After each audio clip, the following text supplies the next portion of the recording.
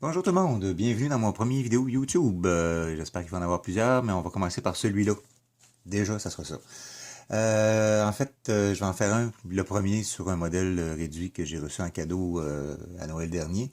C'est un cadeau d'un ami qui vient d'Afrique du Sud, qui s'appelle Dirk, qui est un très bon modéliste, qui est d'origine allemande en plus. L'an passé, je lui ai envoyé des produits pour faire de la rouille, faire du bronze, des trucs comme ça qu'il n'arrivait pas à trouver là-bas.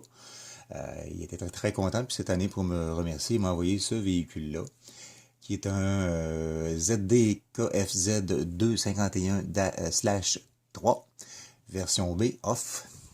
Je pense que c'est off of Zen, ou je sais pas trop, off B. Vous excusez mon allemand. C'est un très beau cadeau, surtout que je suis pas encore un très bon modeleur moi-même. Vu que c'est un revet, je me disais que ce serait très facile à faire. Mais Ok, quand j'ai ouvert la boîte, j'ai vu que non, ça serait autre chose. Je pense que Dirk m'a surévalué beaucoup. C'est un modèle à l'échelle 1,35. Je vais commencer par vous présenter le véhicule en tant que tel, son histoire un peu durant la Deuxième Guerre mondiale. Pour ça, je vais changer un petit peu d'angle, puis je vous reviens. Ok, oh, je vais ajuster encore un peu mon appareil, ça sera pas tellement long. On va voir un petit peu mieux ce qui se passe. Voilà. Oui, donc c'est ça, le SDKF2. C'est en fait ce que ça veut dire en allemand, c'est Sonderkraft Fahrzeug. Excusez encore mon allemand, mais je pense que c'est pas si loin. Ça ressemble pas mal à ça. Ça veut dire véhicule de spécialité ou véhicule spécialisé, qui a été fabriqué à partir de 1940, en prévision de la guerre, là, pendant la guerre en fait. Il y en a eu 22 variantes de fait différentes. C'est un véhicule très, comment dire, versatile. Et ils ont pu en faire des véhicules de reconnaissance, de communication, de commandement, etc., etc. C'était très bien là-dessus comme véhicule. Euh, Si on parle de 22 versions, c'est à part ce que les soldats leur faisaient eux-mêmes sur le terrain pour adapter le tout, là. Je pense que c'était vraiment un très beau véhicule qui était vraiment intéressant. Il mesurait, je pense, 6 mètres de long, 5,8 mètres de long, si je ne me trompe pas. Il pouvait atteindre un bon petit 50 km/h sur la route en descendant une côte. En montant, ça devait être pas mal moins. Ok. Il était équipé du superbe moteur Maybach qui a équipé beaucoup de chars allemands à l'époque. Puis avec une autonomie d'environ, on dit 150 km, mais il y en a d'autres qui vendent que ça allait jusqu'à 300. Bon, ça dépend de l'équipement, j'imagine.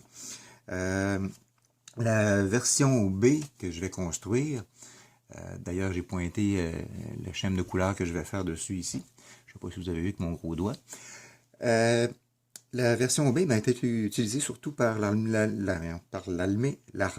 allemande. Hey, je vais acheter des voyelles. L'armée allemande, puis par la Luftwaffe, l'aviation allemande aussi.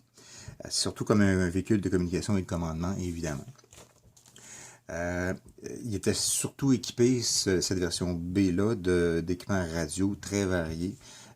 Et le truc que vous voyez ici en haut, la petite affaire qu'on pense tout le temps que c'est pour mettre une toile dessus, ben non, c'est une antenne. C'est un bon signe que c'était un véhicule de communication surtout.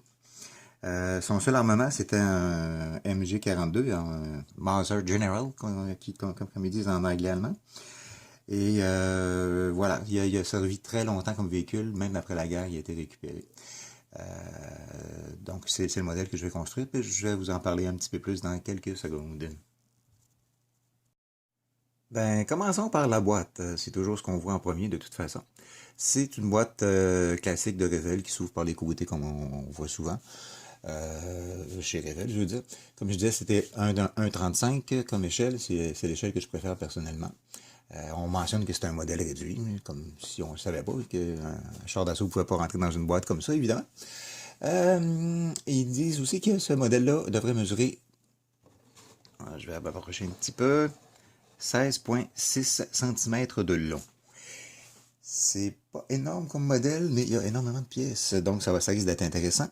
Et on dit en bas ici, si on regarde comme il faut, que, je vais le tenir un peu, c'est une illustration d'une char.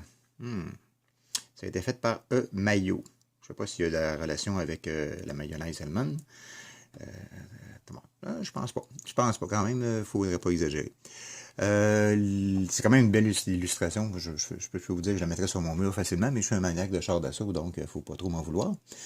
Le numéro de modèle, que si vous le cherchez, c'est le 03065.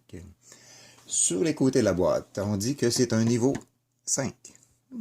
Ça veut dire quoi, un niveau 5 chez Revell? Wouhou! On tourne la boîte.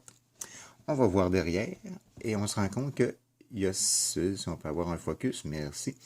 On se rend compte qu'il y a 5 niveaux. Donc, le 5e, c'est le plus difficile. Et on mentionne que quand c'est 5, c'est difficile, modèle comprenant plus de 150 pièces détachées. Oh, il y en a pas mal plus. Pour des exigences de bricolage élevées. C'est tout à fait pas moi. Mais bon, je m'amuse avec ça quand même. Sur les côtés, code barre. Oups, pardon, j'ai accroché la caméra.